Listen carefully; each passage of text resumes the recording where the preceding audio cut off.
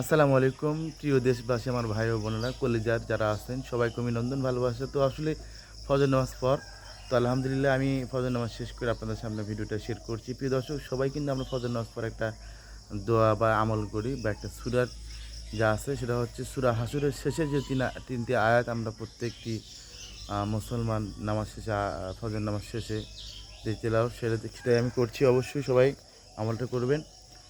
أعوذ بالله السميع العليم من الشيطان الرجيم.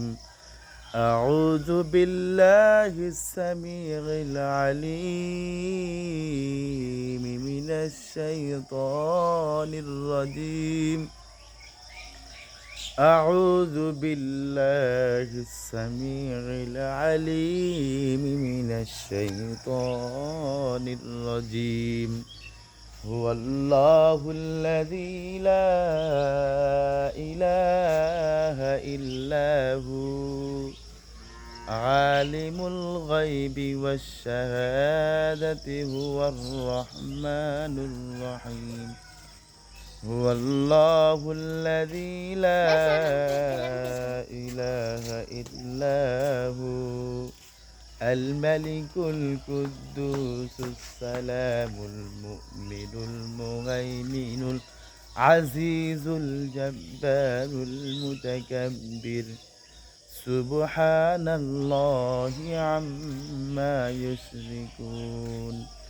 هو الله الخالق البارئ المصور له الأسماء الحسنى يسبح له ما في السماوات والأرض وهو العزيز الحكيم.